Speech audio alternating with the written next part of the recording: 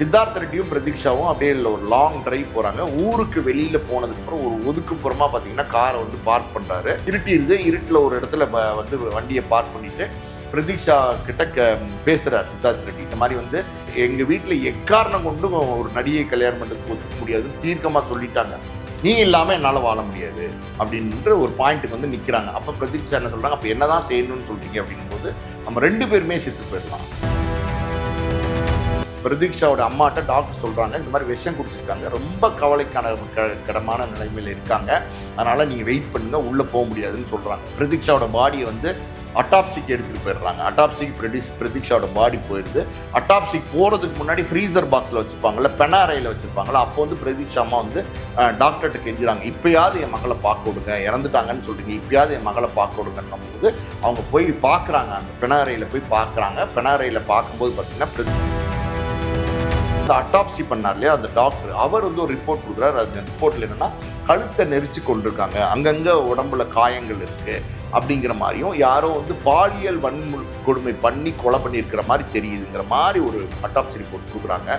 ஆனால் இந்த சித்தார்த்த ரெட்டியோட அப்பா அம்மா பெரிய செல்வந்தராக இருக்காங்கல்ல, அவங்க ஹாஸ்பிட்டலில் இன்ஃப்ளூயன்ஸ் பண்ணி இந்த அட்டாப்சி ரிப்போர்ட்டே தப்பு அப்படின்ற மாதிரி சொல்லி அந்த டாக்டரே வந்து சஸ்பெண்ட் பண்ணிடுறாங்க. அதாவது வேணும்ட்டே வந்து இந்த மாதிரி ஒரு ரிப்போர்ட்டை கொடுத்துட்டாருன்னு சொல்லி அந்த டாக்டரே சஸ்பெண்ட் பண்ணிடுறாங்க. ஆனால் இந்த ரிப்போர்ட்டை வாங்கி படித்த பிரதீக்ஷாவோட அம்மா, அவங்களுக்கு பார்த்தீங்கன்னா அந்த சரோஜினி அவங்க பார்த்துட்டு இது வந்து நம்ம நினைக்கிறதும் இதுவும் ஒன்றா இருக்குது, அப்புறம் இது என்னமோ தப்பு நடந்திருக்கு அப்படின்னு சொல்லி அப்போ இருந்தே வந்து அது என்ன அப்படிங்கிறத அவங்க தேடுறாங்க. ஆனால் அவங்களால எந்த விதமான தடயங்களையும்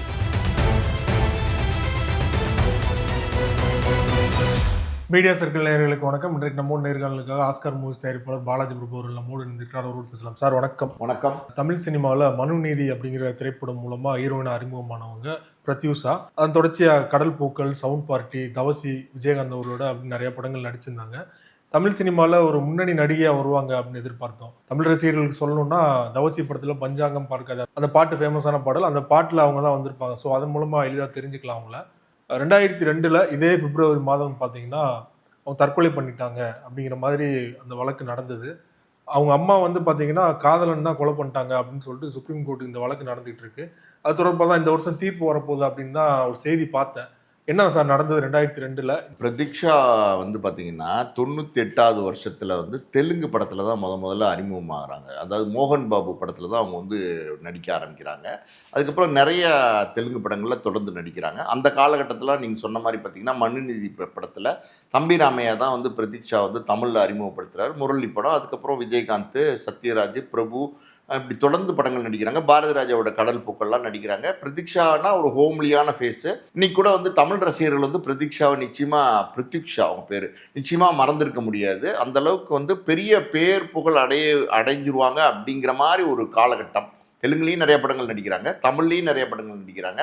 இந்த நேரத்தில் பார்த்தீங்கன்னா பிரத்யுக்ஷாவுக்கு வந்து ஒரு கன்னட பட வாய்ப்பு வருது, ஹீரோயினாக நடிக்கிறதுக்கான ஒரு வாய்ப்பு வருது. அவங்க பூர்வீகம் வந்து பார்த்திங்கன்னா தெலுங்கானா, முதல்ல ஆந்திரா, இப்போ தெலுங்கானா, ஹைதராபாத் தான் அவங்களுடைய பூர்வீகம். ஹைதராபாத்தில் தான் பிரதீக்ஷா வந்து ஸ்கூலு, காலேஜ் எல்லாம் படித்தது. இப்போ தான் வந்து பிரதீக்ஷா அப்படின்னும் போது இந்த பிப்ரவரி மாதம், இதே பிப்ரவரி மாதம் பார்த்திங்கன்னா பிப்ரவரி 23 அன்னைக்கு தான் பிரதீக்ஷா பற்றின ஒரு ஸ்டோரி வந்து ஒன்று ஸ்டார்ட் ஆகுது. அது மர்மமான ஸ்டோரியாக தான் இன்னைக்கு வரைக்கும் இருக்குது. 2 விதமாக அதை சொல்கிறாங்க. ஒன்று வந்து காதலரோடு சேர்ந்து பார்த்திங்கன்னா விஷம் குடித்து தற்கொலை பண்ணிக்கிட்டாங்க அப்படின்னு ஒரு கதை சொல்கிறாங்க. இன்னொரு பக்கம் பிரதீக்ஷாவோட அம்மா என்ன சொல்கிறாங்கன்னா, இல்லை இது வந்து தற்கொலை கிடையாது, இந்த பிரதீக்ஷா தற்கொலை பண்ணிக்கிற அளவுக்கு கோலை கிடையாது, தைரியமான பொண்ணு, இது வந்து ஒரு திட்டமிட்ட கொலை அப்படின்றது பிரதீக்ஷாவோட அம்மா சொல்கிறாங்க. நம்ம நடந்தது என்ன அப்படின்னு பார்க்கணும் அப்படின்னா, பிப்ரவரி மாதம் 23 பிரதீக்ஷா அவங்க நான் சொன்ன மாதிரி பார்த்திங்கன்னா ஒரு கன்னட படத்தில் கமிட்டாக இருக்காங்க ஹீரோயினா. பிப்ரவரி மாதம் 24 அவங்க ஹைதராபாத்லேருந்து ஃப்ளைட்டில் வந்து பெங்களூர் போய் அங்கே கன்னட படத்தில் அவங்க நடிக்க வேண்டியது. அதாவது பிப்ரவரி 24 அந்த படத்தில் முதல் நாள் ஷூட்டிங்கில் கலந்துக்க வேண்டிய ஒரு சூழ்நிலை. இப்படி இருக்கும்போது பார்த்திங்கன்னா பிரதீக்ஷாவோட அம்மா, அவங்க வந்து ஒரு ஸ்கூல் டீச்சர், சரோஜினி அவங்க பேர். பிரதீக்ஷாவுக்கு ஒரே ஒரு தம்பி கிருஷ்ணா, சின்ன பையன், அந்த காலகட்டத்தில் சின்ன பையன். பிரதீக்ஷாவோட அப்பா ரொம்ப சீக்கிரமாகவே இறந்து போயிட்டார். சின்ன வயசில் இருக்கும்போதே பிரதீக்ஷாவோட அப்பா இறந்து போயிட்டார்.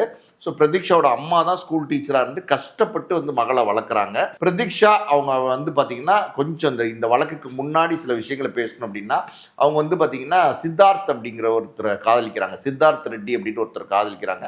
அவங்க அவர் வந்து ரொம்ப பெரிய செல்வந்தர். ஹைதராபாத்லேயே பெரிய பணக்காரர், பெரிய எல்லாம், அதாவது அரசியல் பின்புலம் எல்லாமே உண்டு. ஒரு ஒரு ஒரு பணக்காரன் அப்படின்னா எல்லா பலமும் இருக்கும் இல்லையா, அந்த மாதிரி ஒரு பேர் புகழோடு இருக்கிற ஒரு ஃபேமிலியில் இருந்த ஒரு செல்வந்தர் பையன் தான் சித்தார்த் ரெட்டி. சித்தார்த் ரெட்டி பிரதீக்ஷாவுக்கு வந்து பார்த்தீங்கன்னா ஸ்கூல்லையே ஒரு காதல் ஆரம்பிக்குது. அதாவது 11வது வகுப்பு படிக்கும்போதே 2 பேரும் காதலிக்க ஆரம்பிக்கிறாங்க. அந்த காதல் வந்து தொடர்ந்து இருந்துகிட்டு இருக்கு. ஸோ +2 முடிச்சதுக்கப்புறம் பார்த்தீங்கன்னா சித்தார்த் ரெட்டி வந்து ஒரு இன்ஜினியரிங் காலேஜில் வந்து ஹைதராபாத்தில் சேர்ந்து படிக்க ஆரம்பிக்கிறாரு. பிரதீக்ஷா வந்து பார்த்தீங்கன்னா ஹோட்டல் மேனேஜ்மெண்ட் அவங்க ஒரு காலேஜில் சேர்ந்து படிக்க ஆரம்பிக்கிறாங்க. ஆனால் அந்த காதல் வந்து தொடர்ந்து இருந்துகிட்டே தான் இருக்குது. ஸோ இப்படி இருக்கிற காலத்தில் தான் பார்த்தீங்கன்னா ஒரு டிவி ஷோவில் வந்து பிரதீக்ஷா கலந்துக்கிறாங்க. ஒரு டிவி ஷோ கலந்துக்கிறதுக்கு ஒரு டிவியில் வந்து ஒரு அட்வர்டைஸ்மெண்ட் பார்க்குறாங்க. அதுக்கு வந்து ஒரு விண்ணப்பம் போடுறாங்க. அந்த டிவி ஷோவில் கலந்துக்கிறாங்க. அந்த டிவி ஷோவில் ஒரு பட்டம் கொடுக்குறாங்க பிரதீக்ஷாக்கு. இவங்க வின் பண்ணிடுறாங்க அந்த டிவி ஷோவில். அந்த பட்டம் என்ன அப்படின்னா மிஸ் லவ்லி ஸ்மைல். அந்த பட்டம் வந்து பிரதீக்ஷா கொடுக்குறாங்க. அந்த டிவி ஷோ ரொம்ப பாப்புலர் ஆகுது ஹைதராபாத்தில். பிரதீக்ஷா ரொம்ப அழகாக இருக்காங்களே, ரொம்ப வேறு மாதிரி இருக்காங்களே அப்படின்னு சொல்லிட்டு தான் சினிமா துறைக்கு பிரதீக்ஷா வராங்க. அப்படி தான் அந்த முதல் வாய்ப்பு 1998 மோகன் பாபுவோட நடிக்கிற அந்த வாய்ப்பு பிரதீக்ஷா கிடைக்குது. அதுக்கப்புறம் தொடர்ந்து வந்து படங்கள் நடிக்கிறாங்க. தொடர்ந்து பிரதீக்ஷா சித்தார்த் ரெட்டியோட காதல் வந்து தொடர்ந்து இருந்துகிட்டே இருக்கு. ஸோ இப்போ இந்த படங்களில் தொடர்ந்து நடிக்கும்போது பிரதீக்ஷா வந்து அவங்க அம்மாட்ட சொல்கிறாங்க, இந்த மாதிரி சித்தார்த் ரெட்டிக்குன்னு ஒரு பையனை நான் காதலிக்கிறேன், எங்கூட ஸ்கூலில் படித்த பையன் சொல்கிறாங்க. அப்போ வந்து அவங்க அம்மா கேட்குறாங்க, ஸ்கூலில் படித்த பையனா யார் என்னன்னு விவரம் கேட்கும்போது ஒரு பெரிய செல்வந்தரோட பையன் பேர் சொல்கிறாங்க, இதுதான் சித்தார்த் ரெட்டின்னும் போது அவங்க ஷாக் ஆகுறாங்க. என்னம்மா இவ்வளோ பெரிய கோடீஸ்வரங்க, அவங்க ஹைதராபாத்லேயே பெரிய ரொம்ப பாப்புலரான குடும்பம், அவங்க வீட்டு பையனை நீங்கள் காதலிச்சேன்னா நம்மளுடைய ஸ்டேட்டஸ் என்ன, அவங்களுடைய ஸ்டேட்டஸ் என்ன, எப்படிமா இந்த சம்பந்தம் நடக்கும், இது எப்படிமா சரியாக வரும், இந்த காதலை விட்டு வேண்டாம் அப்படின்னு சொல்கிறாங்க அவங்க அம்மா. ஆனால் பிரதீக்ஷா என்ன சொல்கிறாங்கன்னா, இல்லை நாங்கள் ரொம்ப ட்ரூவாக லவ் பண்ணுறோம், நிச்சயமாக அவரை பிரிஞ்சு என்னால் வாழ முடியாது, அவரோட தான் நான் வாழ்வேன் அப்படின்னு சொல்கிறாங்க. ஆனால் பிரதீக்ஷாவோட அம்மா அந்த நேரத்தில் சூழ்நிலையை புரிஞ்சுக்கிட்டு, சரிம்மா நீங்கள் இப்போ தான் படங்களில் நடிக்க ஆரம்பிச்சிருக்க, நீ படங்களில் தொடர்ந்து நடி. அவரும் பார்த்தீங்கன்னா வந்து எப்படி சொல்கிறது, அமெரிக்காவில் போய் ஹையர் ஸ்டடீஸ் போகணுன்னு சொல்கிறாரு. அவர் அமெரிக்காவில் போய் படிக்கட்டும், நீ தொடர்ந்து படங்கள் நடி, ஒரு 4-5 வருஷம் ஆகட்டும், அதுக்கப்புறம் நம்ம இதை பற்றி பேசுவோம், நீங்கள் எப்பவும் போல் காதலர்களாக இருங்க அப்படின்னு சொல்கிறாங்க பிரதீக்ஷாவோட அம்மா. இப்படி இதுதான் வந்து ஒரு எப்படி சொல்கிறது முன்னுரை. அப்புறம் நம்ம மறுபடியும் பார்த்தீங்கன்னா அந்த பிப்ரவரி 23 வந்தோம்னா, பிப்ரவரி 23 ஒரு 4 மணிக்கு பார்த்தீங்கன்னா பிரதீக்ஷா அம்மா கிட்ட பிரதீக்ஷா சொல்கிறாங்க, அம்மா நான் வந்து பியூட்டி பார்லர் போயிட்டு ஃபேஷியல் பெடிக்யூர் மெனிக்யூர்லாம் பண்ணிட்டு வரேன், நாளைக்கு அந்த கன்னட படத்தில் போகும்போது பார்க்க ஃப்ரெஷ்ஷாக இருக்கணும், லுக்காக இருக்கணும்ல அப்படின்னு சொல்கிறாங்க. அப்போ பிரதீக்ஷா அம்மா சொல்கிறாங்க, அவங்களுடைய பெரியப்பா பொண்ணு அவங்க வீட்டில் தான் இருக்காங்க, பெரியப்பா பொண்ணை நீ துணைக்கு கூட்டிகிட்டு போ அப்படின்னு சொல்கிறாங்க. பெரியப்பா பொண்ணும் பிரதீக்ஷாவும் கிளம்பி ஹைதராபாத்தில் இருக்கிற ஒரு பியூட்டி பார்லருக்கு போகிறாங்க. பியூட்டி பார்லருக்கு வெளியில் ரிசப்ஷனில் வந்து பெரியப்பா பொண்ணு வந்து உட்காந்துருக்காங்க. பிரதீக்ஷா வந்து உள்ளே வந்து சர்வீஸ், அதாவது பியூட்டி சர்வீஸ் எடுத்துகிட்டு இருக்காங்க, ஃபேஷியல் பெடிக்யூர் மெனிக்யூர்லாம் எடுத்துகிட்டு இருக்காங்க. பிரதீக்ஷா வந்து பியூட்டி பார்லருக்கு போயிருக்காங்கன்றதை தெரிஞ்சு அந்த சித்தார்த் ரெட்டி பார்த்தீங்கன்னா அந்த பியூட்டி பார்லருக்கு வராரு. வந்தோன்னே அவங்க பெரியப்பா பொண்ணுக்கிட்ட கேட்குறாரு, பிரதீக்ஷா எங்கே அப்படின்னும் போது உள்ள சர்வீஸ் எடுத்துகிட்டு இருக்காங்க அப்படின்னோடனே இவருமே வெயிட் பண்ணுறாரு. அந்த சர்வீஸ் எல்லாம் முடிஞ்சு பிரதீக்ஷா வெளியில் வரும்போது பார்த்தீங்கன்னா ஹாய் அப்படின்னு சொல்லிட்டு போய் பிரதீக்ஷாவை கட்டி பிடிக்கிறாரு. காதலனை பார்த்தோன்னா அவங்களுமே சந்தோஷம் அடைகிறாங்க. அப்போ சித்தார்த் ரெட்டி சொல்கிறாரு, நீ வந்து ஒரு கன்னட படத்துக்காண்டி 1 மாதம் ஷூட்டிங்க்கு வந்து பெங்களூர் போகிற, 1 மாதம் உன்னை பார்க்க முடியாது, ஜாலியாக ஒரு அவுட்டிங் போயிட்டு வரலாமா அப்படின்னு கேட்குறாரு. காதலன் கேட்குறாரு அப்படின்னும் போது, அப்படியா சீக்கிரம் போகணுமே, நான் தூங்கணுமே அப்படிங்கிறாங்க. சும்மா ஒரு 1/2 hour 1 hour அப்படிங்கிறாரு. சரி ஓகே அப்படின்னு சொல்லிட்டு பிரதீக்ஷா வந்து சித்தார்த் ரெட்டியோட கிளம்பி காரில் போகிறாங்க. அப்போ வந்து இந்த பெரியப்பா பொண்ணுக்கிட்ட சொல்கிறாங்க, இங்கேயே நீ வெயிட் பண்ணு, நான் ஒரு மணி நேரத்தில் திரும்பி வந்துடுவேன், வந்தோடனே நம்ம வீட்டுக்கு போயிடலான்னு சொல்கிறாங்க. பெரியப்பா பொண்ணு பார்த்தீங்கன்னா பியூட்டி பார்லர்லேயே வெயிட் பண்ணுறாங்க. இந்த சித்தார்த் ரெட்டியும் பிரதீக்ஷாவும் அப்படியே இல்லை ஒரு லாங் டிரைவ் போகிறாங்க. ஊருக்கு வெளியில் போனதுக்கப்புறம் ஒரு ஒதுக்குப்புறமாக பார்த்தீங்கன்னா காரை வந்து பார்க் பண்ணுறாரு. ஆல்ரெடி உங்கள் பியூட்டி பார்லர் கிளம்பும் போதே 4 மணி, இது உங்க ட்ராவல் பண்ணும்போது மாலை 7 மணி இருட்டிடுது. இருட்டில் ஒரு இடத்துல வந்து வண்டியை பார்க் பண்ணிவிட்டு பிரதீக்ஷா கிட்ட பேசுகிறார் சித்தார்த் ரெட்டி. இந்த மாதிரி வந்து எங்கள் வீட்டில் இந்த காதலுக்கு ஒத்துக்க மாட்டேங்கிறாங்க, உங்கள் வீட்டில் ஒத்துக்கிட்டாங்கன்னு சொல்கிறேன், எங்கள் வீட்டில் ஒத்துக்கவே முடியாது, ஒரு நடிகையை வந்து திருமணம் செஞ்சுக்கிறதுக்கு எங்கள் வீட்டில் ஒத்துக்கல, நீ வந்து நடிக்கிறத விட்டுரு அப்படின்ற மாதிரி சித்தார்த் ரெட்டி பேசுகிறாரு. பிரதீக்ஷா சொல்கிறாங்க, இல்லை என்னுடைய எதிர்காலமே என்னுடைய ஆசையை வந்து நடிகையாக வரணுங்கிறது தான், அதை என்னால் விட்டுட்டு வர முடியாது, எப்படியாவது நீ உங்கள் வீட்டை கன்வின்ஸ் பண்ண பாரு அப்படின்னு சொல்கிறாங்க. 2 பேரும் பேசுகிறாங்க சார். 2 பேரும் மாறி பேசும்போது பார்த்தீங்கன்னா சித்தார்த் ரெட்டி சொல்கிறாரு, எங்கள் வீட்டில் எக்காரணம் கொண்டும் ஒரு நடிகை கல்யாணம் பண்ணுறதுக்கு ஒத்துக்க முடியாதுன்னு தீர்க்கமாக சொல்லிட்டாங்க. நீ இல்லாமல் என்னால் வாழ முடியாது அப்படின்ற ஒரு பாயிண்ட்டுக்கு வந்து நிற்கிறாங்க. அப்போ பிரதீக்ஷா என்ன சொல்கிறாங்க, அப்போ என்ன தான் செய்யணும்னு சொல்கிறீங்க அப்படின்னும் போது, நம்ம 2 பேருமே செத்து போயிடலாம் அப்படின்னு சொல்கிறாரு. பிரதீக்ஷாக்கு பயங்கர ஷாக். என்ன சொல்கிற சித்தார்த், என்ன சொல்கிற, செத்து போயிடலாங்கிற அப்படின்னோடனே, இல்லை நம்ம 2 பேருமே செத்து போயிடலாம், உன்னை விட்டுட்டு நான் வாழ மாட்டேன், நீ இதுக்கு நான் வந்து இப்போ அப்படின்னு சொல்லிட்டு ஒரு கோக் பாட்டில் எடுக்கிறாரு, ஒரு கப் எடுக்கிறாரு, அந்த கோக்கை வந்து ஊற்றுறாரு, ஒரு பாய்சன் எடுக்கிறாரு, அதில் பாதி வந்து அதில் ஊற்றுறாரு, இன்னொரு இதில் கோக்கை ஊற்றிட்டு அதில் பாதி பாய்சன் ஊற்றுறாரு. இப்போ நீ இதை குடிக்கலைன்னா நான் மட்டும் குடித்து செத்து போயிடுறேன் அப்படிங்கிற மாதிரி சொன்னோன்னே பிரதீக்ஷா பார்க்குறாங்க, என்ன இப்படி பேசுகிற அப்படிங்கிறாங்க. நாளைக்கு எனக்கு வந்து பெங்களூரில் ஷூட்டிங் இருக்குது அப்படின்னு சொல்கிறாங்க. அப்போ வந்து பார்த்தீங்கன்னா அவர் வந்து இல்லை நம்ம 2 பேரும் ஒன்றா செத்து போயிடலாம் அப்படின்னு பிரதீக்ஷாவையும் கன்வின்ஸ் பண்ணிடுறார் சார். கன்வின்ஸ் பண்ணோன்னே பார்த்தீங்கன்னா சரி கொடு அப்படின்னு சொல்லிட்டு அந்த வேகத்தில் வந்து பிரதீக்ஷா அந்த கோக்கு வாங்கி விஷங்கலந்த கோக்கு அதை வந்து கடன்னு அவங்க குடிச்சிடுறாங்க. குடித்தோடனே சித்தார்த் ரெட்டி வந்து எப்படின்னா குடிக்க ஆரம்பிக்கிறாரு. ஆனால் அவருக்கு வந்து யோசனை வருது, நம்ம ஏன் சாகணும், நம்ம ஏன் வாழக்கூடாது அப்படின்னு யோசிக்கிறார். பொதுவாக பார்த்தீங்கன்னா தற்கொலைக்கு பயந்து இப்படி யோசிப்பாங்க.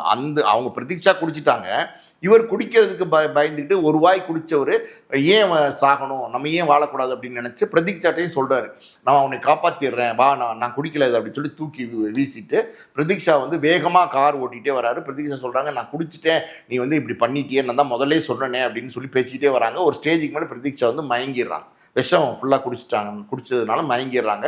காரை வேகமாக போய் பார்த்தீங்கன்னா ஒரு கேர் ஹாஸ்பிட்டல்னு ஒரு ஹாஸ்பிட்டலில் நிறுத்துறாரு சித்தார்த் ரெட்டி. நிறுத்திட்டு உடனே பார்த்தீங்கன்னா நர்ஸுன்னு கத்துறாரு அங்கேருந்து, இந்த மாதிரி ஆபத்தான நிலைமையில் ஒரு பொண்ணு இருக்காங்கன்னு சொன்னோன்னே டாக்டர்ஸு நர்ஸ் எல்லாம் ஓடி வராங்க. ஸ்ட்ரெச்சரில் வந்து பிரதீக்ஷாவை ஏற்றிட்டு இன்டென்சிவ் கேருக்கு கூப்பிட்டு போகிறாங்க. சித்தார்த் ரெட்டியுமே விஷம் சாப்பிட்ருக்காருன்னு சொன்னோன்னே அவரையுமே பார்த்தீங்கன்னா அவசர பிரிவில் வந்து சேர்க்குறாங்க. 2 பேரும் வேறு ரூமில் வந்து அவசர பிரிவில் இருக்காங்க.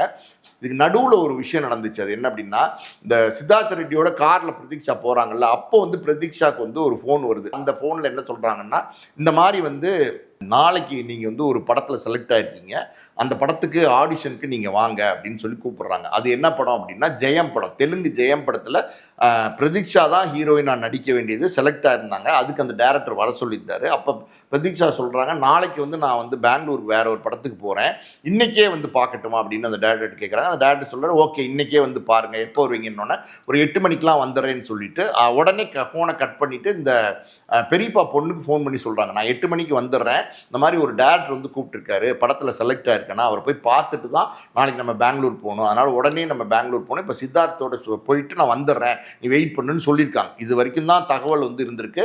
ஒரு பக்கம் பெரியப்பா பொண்ணு இவங்க வருவாங்கன்னு வெயிட் பண்ணிகிட்டே இருக்காங்க, ஆனால் வரல. அவங்க அம்மாவுக்கு மறுபடியும் ஒரு ஃபோன் வந்திருக்கு, அந்த ஃபோன் எடுத்திருக்காங்க. அப்போ அந்த ஃபோனில் என்ன சொல்லியிருக்காங்க அப்படின்னா, இந்த மாதிரி கேர் ஹாஸ்பிட்டல்லேருந்து நாங்கள் கூப்பிட்றோம், கேர் ஹாஸ்பிட்டல்லேருந்து கூப்பிட்றோம், உங்கள் பொண்ணு வந்து ஆபத்தான கட்டத்தில் வந்து அந்த ஹாஸ்பிட்டலில் அட்மிட் பண்ணியிருக்காங்க, உடனே நீங்கள் கிளம்பி வாங்க அப்படின்னோடனே இவங்க பதறி அடிச்சுக்கிட்டு பார்த்தீங்கன்னா கிளம்பி ஹாஸ்பிட்டலுக்கு போகிறாங்க. ஹாஸ்பிட்டல் போனால் அங்கே பிரதீக்ஷா வந்து பார்த்தீங்கன்னா ட்ரீட்மெண்ட்டில் இருக்காங்க. மூக்கில் எல்லாம் பார்த்தீங்கன்னா டியூபெல்லாம் போட்டிருக்கு, இந்த மாதிரி வந்து மிஷின்லாம் மாட்டியிருக்காங்க. பயங்கரமான ஒரு சீரியஸ் கண்டிஷனில் இருக்கிற மாதிரி தெரியுது. வெளியிலேருந்து பார்க்குறாங்க. பிரதீக்ஷாவோட அம்மா வந்து பிரதீக்ஷா உள்ளே போய் பார்க்குறதுக்கு டாக்டர்ஸ் அனுமதிக்க மறுக்கிறாங்க. இந்த தகவல் வந்து பார்த்திங்கன்னா பிரதீக்ஷாவோட குடும்பத்தினருக்கு எல்லாமே வந்து போய் சேருது. அது இல்லாமல் அந்த பியூட்டி பார்லர்லேயே வெயிட் பண்ணிட்டு இருந்தாங்க இல்லையா அந்த பெரியப்பா பொண்ணு, அவங்களும் வந்து இந்த தகவல் கேட்டு எல்லாருமே ஹாஸ்பிட்டலுக்கு வராங்க. வந்தோன்னே பார்த்தீங்கன்னா பிரதீக்ஷாவோட அம்மாட்ட டாக்டர் சொல்கிறாங்க, இந்த மாதிரி விஷம் குடிச்சிருக்காங்க, ரொம்ப கவலைக்கிடமான நிலைமையில் இருக்காங்க, அதனால் நீங்கள் வெயிட் பண்ணுங்கள், உள்ளே போக முடியாதுன்னு சொல்கிறாங்க. பிரதீக்ஷா அம்மா சொல்கிறாங்க, ஒரே ஒரு தடவை என் பொண்ணை வந்து பக்கத்தில் பார்க்க விடுங்க அப்படின்னா, பக்கத்தில் பார்க்க முடியாதுமா, இன்டென்சிவ் கேர், நீங்கள் கண்ணாடி வழியாக பாருங்கள், கண்ணாடி வழியாக பார்க்குறீங்களா, கண்ணாடி வழியாக பாருங்கள் அப்படின்னு சொன்னோன்னே சரி ஓகே அப்படின்னு சொல்லிட்டு கண்ணாடி வழியாக பார்த்துட்டு இருக்காங்க.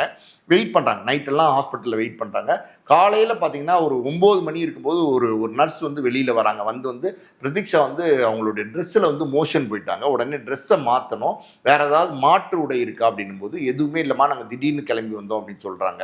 இல்லை ஏதாவது வேணும் அப்படின்னோடனே சரின்னு சொல்லிட்டு கிருஷ்ணான்னு அவங்க தம்பி இருக்காங்கல்ல, அவங்க தம்பிகிட்ட வீட்டு சாவியை கொடுத்து ஆட்டோவில் போய் அக்காவோட ட்ரெஸ்ஸு ஒன்று எடுத்துகிட்டு வா, நைட்டி ஒன்று எடுத்துகிட்டு வான்னு அந்த தம்பி அனுப்புகிறாங்க. தம்பி வந்து அந்த நைட்டி அம்மாட்ட கொடுக்குறாரு. அம்மாட்ட கொடுத்தோன்னா அந்த உடையை வந்து நர்ஸிட்ட கொடுக்குறாங்க. பிரதீக்ஷாக்கு மாற்றி விட்ட ஒரு 15 நிமிஷத்தில் பார்த்தீங்கன்னா டாக்டர் வெளியில் வந்து நாங்கள் எவ்வளோ முயற்சி பண்ணோம் உங்கள் பொண்ணை காப்பாற்ற முடியல, அவங்க இறந்துட்டாங்க அப்படின்னு சொன்னோன்னா பயங்கரமான ஓலை சத்தம், அழுகிற சத்தம். இது பக்கத்து பெட்டில் இருக்கிற சித்தார்த் ரெட்டிக்கு கேட்குது. சித்தார்த் ரெட்டி வந்து கொஞ்சம் தான் விஷம் குடிச்சிருக்காரு இல்லையா, முதல் வாய் தானே குடிச்சிருக்காரு. அதனால் சித்தார்த் ரெட்டியை காப்பாற்றிட்டாங்க. சித்தார்த் ரெட்டி பார்த்துட்டு ஐயோ பிரதீக்ஷா செத்துட்டா போல அப்படின்னு பதட்டத்தில் எந்திரிக்க பார்க்குறாரு பெட்டை விட்டு. கரெக்டாக பார்த்தீங்கன்னா இது தற்கொலை கேஸுன்னும் போது போலீஸ் வந்து உள்ளே வராங்க. உள்ளே வந்து சித்தார்த் ரெட்டி கிட்ட வந்து விசாரணையை ஸ்டார்ட் பண்ணுறாங்க. என்ன நடந்துச்சுன்னு கேட்குறாங்க. அப்போ சித்தார்த் ரெட்டி நான் சொன்ன விஷயங்கள், அதாவது வந்து நான் வந்து பிரதீக்ஷா பார்த்தேன், எங்கள் வீட்டில் சம்மதிக்கல, அதனால் நாங்கள் 2 பேரும் விஷம் குடிக்கலான்னு முடிவு பண்ணோம். ஆனால் அவங்க குடிச்சிட்டாங்க. அதுக்கப்புறம் ஏன் வந்து நம்ம வந்து சாகணும் வாழலான்னு நினச்சி அவங்க கூப்பிட்டு வந்தேன்.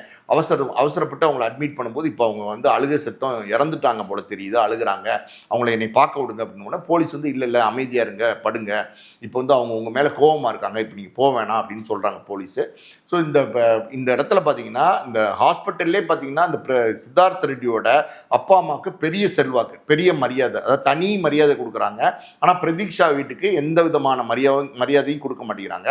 பிரதீக்ஷாவோட பாடியை வந்து அட்டாப்சிக்கு எடுத்துகிட்டு போயிடுறாங்க. அட்டாப்சிக்கு பிரதீக்ஷாவோட பாடி போயிடுது. அட்டாப்சிக்கு போகிறதுக்கு முன்னாடி ஃப்ரீசர் பாக்ஸில் வச்சுருப்பாங்கள்ல, பெனாரையில் வச்சுருப்பாங்களா, அப்போ வந்து பிரதீக்ஷா அம்மா வந்து டாக்டர்கிட்ட கெஞ்சுறாங்க, இப்போயாவது என் மகளை பார்க்க விடுங்க, இறந்துட்டாங்கன்னு சொல்கிறீங்க, இப்போயாவது என் மகளை பார்க்க விடுங்கன்னும் போது அவங்க போய் பார்க்குறாங்க, அந்த பெனாரையில் போய் பார்க்குறாங்க. பெனாரையில் பார்க்கும்போது பார்த்திங்கன்னா பிரதீக்ஷா அப்படியே படுத்து கிடக்குறாங்க. கழுத்தில், அப்புறம் பார்த்திங்கன்னா நெஞ்சு, மார்பகங்களில், தொடையிலெல்லாம் பார்த்திங்கன்னா நெகக்கீறல்கள் இருக்குது, இரத்த காயங்கள் இருக்குது, அதை பார்க்குறாங்க.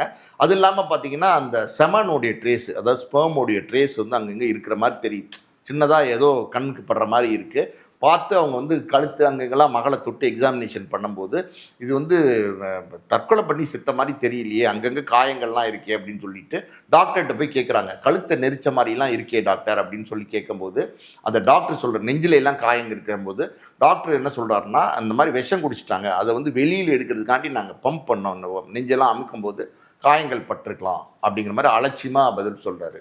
கழுத்தில் கூட ஒரு மாதிரி இருக்கே, கை வச்சு இது பண்ண மாதிரி இருக்கே, இல்லைம்மா அது விஷம் குடிக்கும்போது கிளிப்பு ஒன்று போடுவோம், அந்த அழுத்தத்தில் வந்து அவங்க வாமிட் எடுப்பாங்க அப்படின்னு சொல்கிறார் டாக்டர். இதெல்லாம் பிரதீக்ஷா அம்மாவுக்கு நம்புற மாதிரி இல்லை. பொதுவாகவே பார்த்திங்கன்னா இந்த மாதிரி விஷம் குடித்தவங்க அவங்களுக்கு வந்து பார்த்திங்கன்னா இம்மீடியட்டாக ஸ்டமக்கை க்ளீன் பண்ணுறதுக்கான மெடிசன்ஸ் கொடுப்பாங்க, வாமிட் பண்ணுறதுக்கான மெடிசன்ஸ் கொடுப்பாங்க.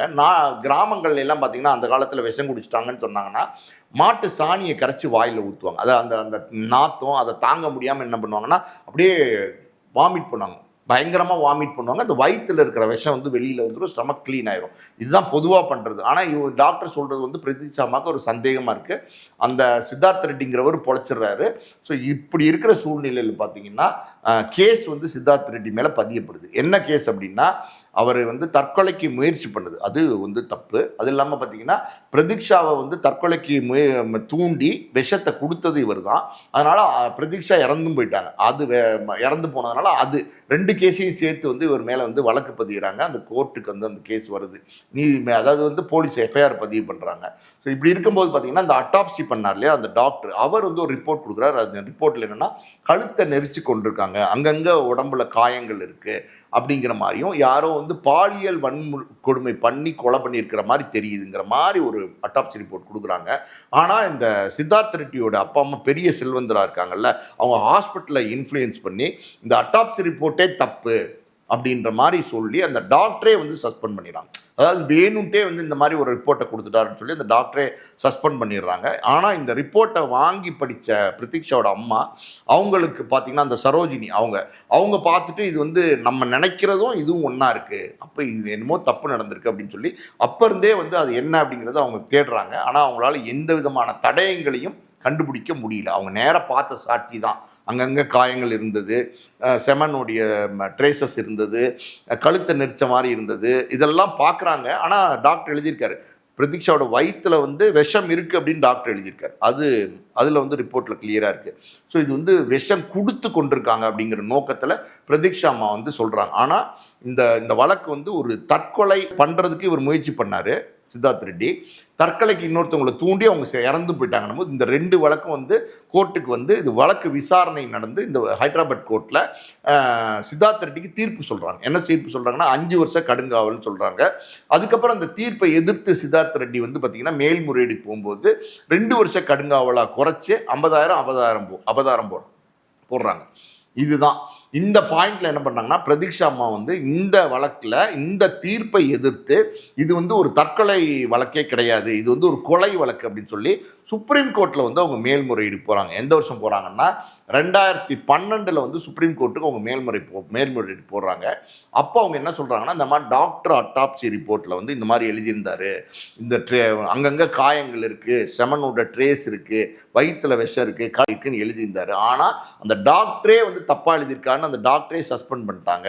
அந்த டாக்டர் சொன்னது அந்த ஏதோ ஒரு இதுக்குள்ள ஒரு விஷயம் மர்மம் இருக்கு அப்படின்னு சொல்லிட்டு இது தற்கொலை வழக்குன்னு இருக்கு சொல்லப்படுற இந்த வழக்கு சரோஜினிங்கிற பிரதீக்ஷாவோட அம்மா அவங்களுடைய வியூ பாயிண்ட்ல ஒன்று சொல்றாங்க. அது என்ன அப்படின்னா, பிரதீக்ஷா வந்து பியூட்டி பார்லரில் பிக்கப் பண்ண சித்தார்த் ரெட்டி அவர் நேராக கார் போகும்போது அந்த காருக்குள்ளே வேறு 4 நண்பர்கள் வந்து ஏறுறாங்க. அந்த நண்பர்கள் ஏற்கனவே வந்து பிரதீக்ஷாவுக்கு தெரிஞ்சவங்க.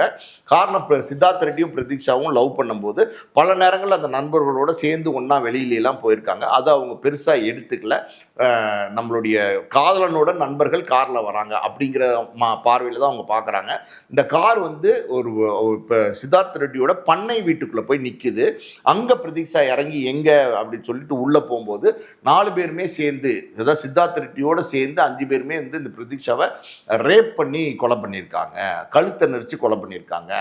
அது சாகிறதுக்கு முன்னாடி பார்த்தீங்கன்னா வாயை வலுக்கட்டாயமாக திறக்க வச்சு, கழுத்தை நடிக்க போனால் வாய் திறக்கும்ல, அப்படி வாய் திறக்க வச்சு அப்போ வந்து இந்த விஷத்தை வந்து உள்ளே ஊற்றிருக்கிறாங்க. அவங்க வலுக்கட்டாயமாக விஷத்தை ஊற்றிருக்காங்க.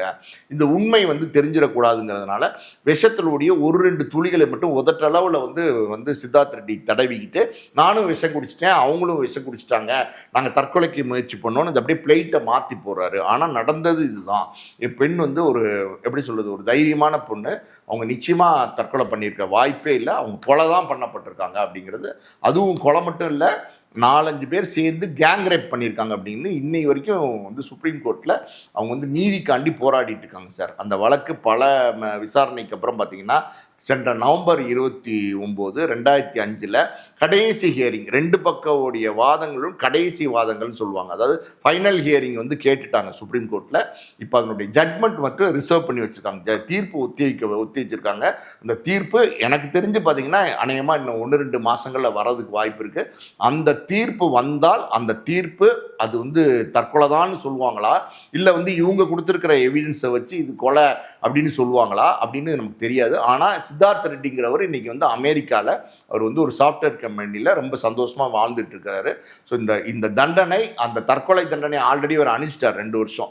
இப்போ வந்து இது கொலை அப்படின்னு சொல்லி தண்டனை உறுதி செய்யப்பட்டால் மறுபடியும் வந்து சித்தார்த் ரெட்டி கைது செய்யப்பட்டு சிறையில் அடைக்க வாய்ப்பு இருக்குது. ஆனால் இந்த போராட்டம்ங்கிறது கிட்டத்தட்ட பார்த்தீங்கன்னா 2002 பிப்ரவரி மாதம் 23 நடந்திருக்கு. இன்னைக்கு பார்த்தீங்கன்னா 2026 பிப்ரவரியில் நம்ம இருக்கோம்.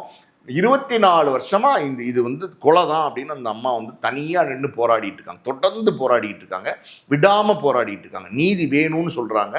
ஸோ இது வந்து இந்த பிரதீக்ஷா அப்படின்னும் போது ஒரு பக்கம் வந்து இவங்க வந்து காதல் தோல்வியினால காதலனும் இவங்களும் தற்கொலைக்கு முயற்சி பண்ணும்போது இவங்க இறந்துட்டாங்க, காதலன் பொழைச்சிட்டார் அப்படின்னு ஒரு பக்கம் சொல்கிறாங்க. இன்னொரு பக்கம் பிரதீக்ஷாவோட அம்மா இது கொலை தான் அப்படின்னு சொல்கிறாங்க. ஸோ இதில் வந்து இந்த மர்மம்னு ஒன்று இருக்குது பார்த்தீங்களா, அது இன்னும் விலகாமே தான் இருக்குது. சில மாதங்களில் தீர்ப்பு வந்துடும். இது கொலையா தற்கொலையா அப்படிங்கிறத நம்ம பொறுத்திருந்து பார்க்கலாம். பிரத்யூஷா வழக்கு தொடர்பாக பல்வேறு விஷயங்கள் எங்களோட பகிர்ந்து கொண்டீங்க. மிக்க நன்றி சார். நன்றி.